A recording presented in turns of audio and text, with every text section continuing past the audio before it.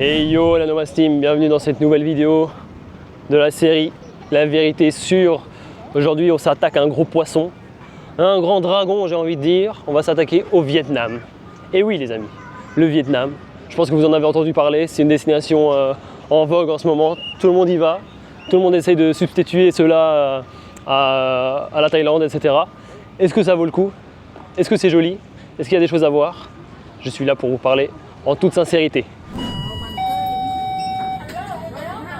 Voilà, donc c'est Nomad Sensei, bienvenue à vous sur ma chaîne pour les nouveaux.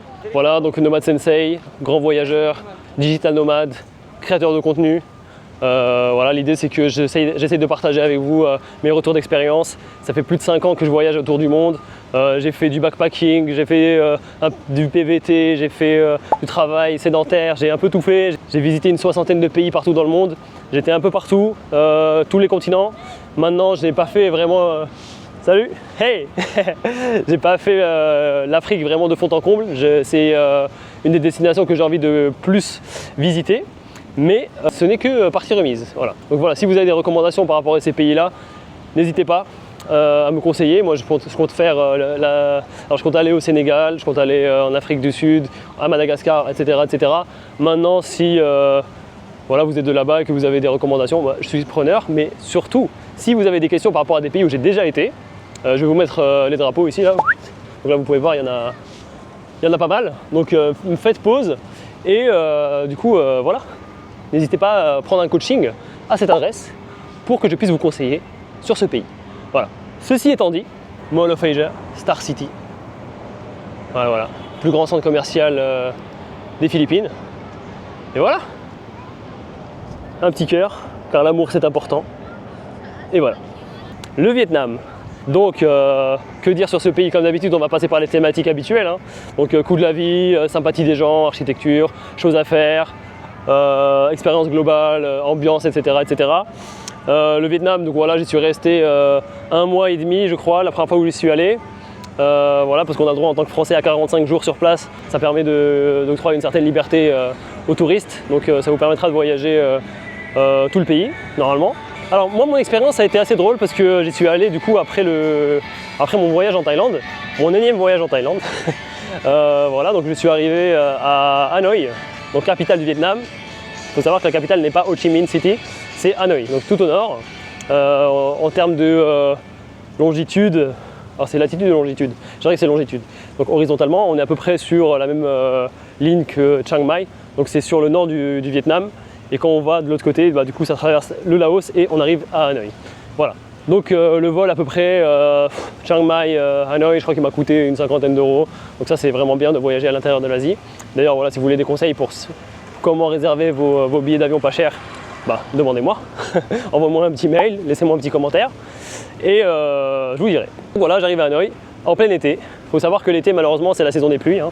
Donc j'arrive fin juillet. Je prévois d'y rester une semaine à peu près.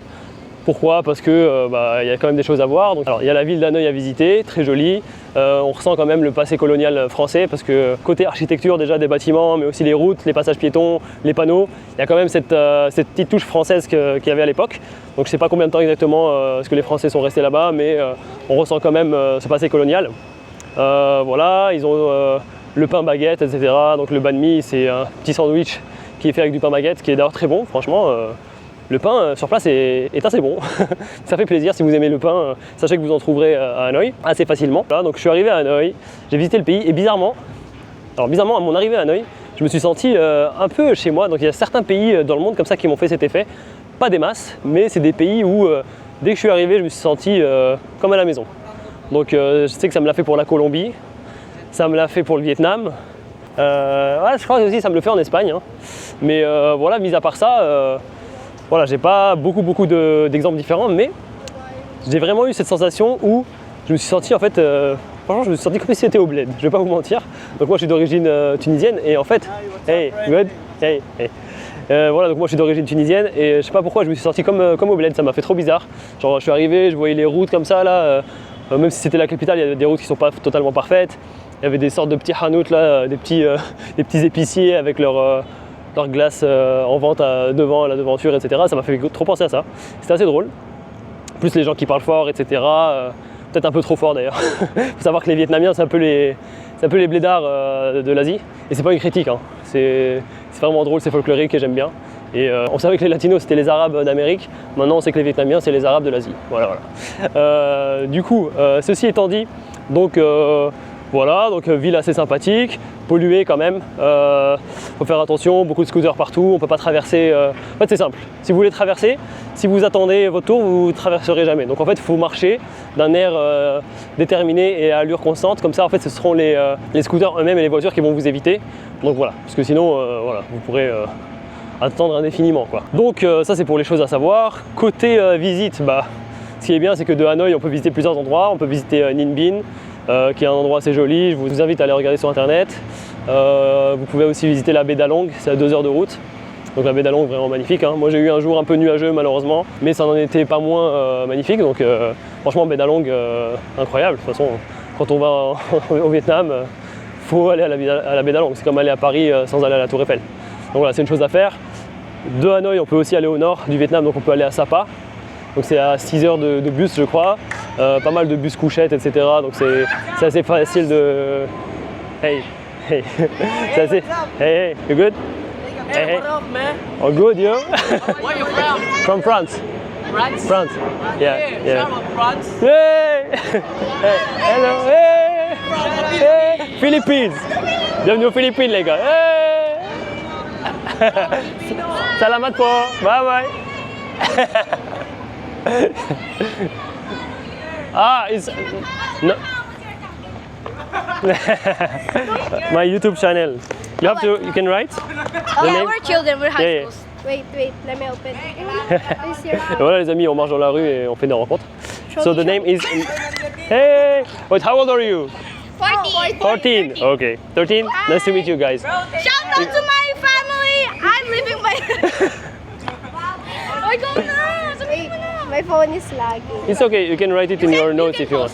Okay, okay. As you want. You want? Name. Okay. So So we can- nomads. N-O. Can you? Yes, of course. Okay, go. N-O. We'll follow you. Don't. Oh, Don't thank make you that for count. Go. Nomads Land. Tag me. It's written, okay? Thank you. Bye bye, have a good day, bye, salamat po. Bye bye. Voilà. Donc, qu'est-ce que je disais? J'ai oublié. Mais aussi c'est aussi ça Nomadland. C'est aussi des rencontres en direct. On marche dans la rue, on fait des rencontres et les gens sont sympas. Donc, encore une fois, c'est des jeunes. Donc, ça compense un peu ce que j'avais dit sur les Philippins à l'époque, dans mon autre vidéo que je vous invite à aller voir. Je vous la mets en fiche. Mais voilà, tant qu'ils sont jeunes, c'est nickel. Voilà, ceci étant dit, donc on peut aller à Sapa tout au nord du pays. C'est à peu près à 6 heures de route. Voilà, il y a des bus couchettes, il y a tout ce qu'il faut, donc c'est assez simple de se déplacer d'un endroit à l'autre au Vietnam. Vous avez aussi des vols internes si vous voulez aller vraiment loin. Donc pour aller à Da Nang, plutôt que de faire 12 heures de bus, vous pouvez aller directement en avion. Pareil pour Ho Chi Minh, c'est assez loin, il faut traverser tout le pays. Il faut savoir que le pays fait 3000 km de... Wow. Faut savoir que le pays fait 3000 km de long, donc c'est un peu compliqué de se déplacer que en bus. Mais vous avez des vols locaux pas chers et assez efficaces. Voilà, vous avez Vietjet Air et compagnie, que je vous invite à aller regarder. Voilà, donc que dire de plus? Voilà, donc vous avez Sapa. D'autres destinations à visiter au Vietnam, bah, vous avez Da Nang, vous avez Hue, vous avez Ho Chi Minh, Saigon, vous avez Dalat, vous avez pas mal de destinations que je vous recommande. Hoi An aussi, qui est un peu le contraire de Hanoï. Donc voilà. Donc franchement, je vous recommande le Vietnam par rapport aux destinations en tout cas. Maintenant, le coût de la vie, bon, vous avez certainement dû voir déjà en ligne, sur d'autres vidéos, d'autres reels, etc. Alors le Vietnam, c'est pas du tout cher. On mange pour 1 ou 2 euros des feux. Donc le feu, c'est le bol, la soupe de nouilles. C'est assez léger. Par contre, je préfère vous le dire, c'est pas étonnant qu'ils sont tous skinny là-bas, et tant mieux d'ailleurs. Je pense que il faut prendre soin de sa santé et il faut éviter la surconsommation. Donc voilà, je crois qu'il y a un indice d'obésité là-bas qui est très faible. Donc en espérant que ça reste comme ça, même si voilà, les multinationales américaines sont de plus en plus présentes, ce qui malheureusement favorisera la malbouffe. Je parle bien des multinationales de fast-food, hein. Donc voilà. Donc hormis ça, la nourriture locale, voilà, elle ne se cantonne pas que au feu, mais il y a d'autres choses assez sympas, banh mi et compagnie. Après, il y a beaucoup de plats au porc, donc faut esquiver si vous ne mangez pas de ça. À Hoi An et à Hue, ils mangent assez souvent végétarien, donc ça peut être cool. C'est plus facile pour vous si vous ne mangez pas de viande aussi. Et aussi, vous avez le bun cha. Donc bun cha qui peut être au poisson, qui peut être vegan, qui peut être peu importe, au porc. Donc ça c'est super bon, moi j'ai bien aimé, j'avais testé ça du coup le bun cha végétarien et franchement c'était une bonne surprise. Donc voilà, ça je vous recommande. Autre chose, les gens, les Vietnamiens en général ils parlent pas trop anglais, pas tous en tout cas, mais la jeune génération se débrouille pas mal. Donc vous pourrez trouver quelques Vietnamiens qui parlent bien anglais, ça a été mon cas, que pareil j'ai rencontré via Couchsurfing, donc une application de voyageurs. En fait, pour tout ça, pour tous les tips, il faut prendre un coaching avec moi. Je vous donnerai toutes les applications à télécharger, etc. Qui vous permettra de changer votre expérience du tout au tout. Parce que voilà, voyager encore une fois sans rencontrer l'autre, c'est un peu inutile. Voilà, donc n'hésitez pas, envoyez-moi un petit mail, je vous le mets encore une fois juste ici. Voilà, envoyez-moi un petit coaching, dites-moi votre projet et on essaiera de vous faire un petit plan bien tracé pendant 1 heure ou 2 et voilà. Comme ça, vous pourrez kiffer à 100% et vous pourrez enfin prendre ce billet d'avion que vous avez toujours rêvé de prendre. Je suis là pour vous faire sauter le pas. Et ça sera la meilleure décision de votre vie, ok? Voilà, donc ceci étant dit, voilà, donc les Vietnamiens assez sympas. Au premier abord, ils n'ont pas l'air, parce que déjà ils parlent pas anglais, de 2 ils n'ont pas envie de faire des efforts, et de 3 ils parlent fort, etc. Ils ont le visage un peu fermé parfois. Mais quand on cherche à les connaître, franchement en vrai ils sont sympas, c'est des crèmes. C'est un peu tout ou rien, mais plus tout que rien. Donc franchement, ça reste quand même assez sympathique. Parfois ils crient pour rien, parfois ils vont vous engueuler. J'ai rencontré 2 personnes quand j'étais en Australie qui sont allées au Vietnam par la suite, 2 filles qui étaient de Paris et qui n'ont pas du tout aimé le Vietnam, hein, sont restées 1 semaine. Je crois que c'était à Ho Chi Minh, donc Ho Chi Minh c'est moins bien vu que Hanoï. En général les gens préfèrent Hanoï. Ils ont dit que voilà, ils n'aimaient pas les touristes, qu'ils parlaient pas anglais, qu'ils les engueulaient pour rien, etc., qu'ils parlaient trop mal, qu'ils les regardaient mal. Moi ça n'a pas été mon cas, mais parfois c'est vrai que j'ai eu quelques petites expériences un peu bizarres. Voilà, je me rappelle, j'étais rentré. Alors là-bas, il y a des coiffeurs de rue. Et voilà, je voulais me faire un petit dégradé à 2 €, qui est tout aussi respectable qu'un dégradé à 10 € en France. Donc voilà, il n'y a pas de souci. Et je voulais me faire ça, et sauf que le gars était absent. Du coup, je vais dans le commerce d'à côté, je rentre dans le magasin, dans la boutique. Je rentre dans le magasin pour demander du coup à quelle heure est-ce qu'il revenait. Et t'as le. Je sais pas si c'est le chef ou je sais pas quoi. En tout cas, il y avait un homme assez âgé qui était à l'intérieur de ce magasin et je rentre, je fais ouais bonjour, je dis à peine hello, genre je dis juste même le H de hello je pense, et pour demander hello, quand est-ce que le mec revient. Et là t'as le gars il fait non, genre comme ça avec sa main tu vois. Là je me dis what the fuck tu vois. Et là en fait quand il t'arrive ce genre de choses, ton cerveau il bug un peu parce que t'as pas l'habitude de ce genre de réaction et tu te dis soit je me casse, soit je pète un câble, soit je fais comme si de rien n'était tu vois. J'ai choisi la 3e option, du coup je l'ai un peu ignoré, du coup j'ai un peu souri, j'ai rigolé parce que moi ça m'a fait rire quand même comme réaction, et il y avait une dame derrière lui, du coup je fais en mode ouais c'est ça, et je parle à la femme derrière, je fais ouais est-ce que vous savez quand est-ce qu'il revient et tout, et elle a dit ouais je sais pas tu vois. Mais du coup voilà, en fait vous allez vous prendre pas mal de réactions comme ça parfois, pareil parfois quand j'avais loué un scooter là-bas en ville, et je voulais me garer voilà pour, je sais pas on va dire j'allais à la Beer Street ou peu importe, le soir pour aller me balader.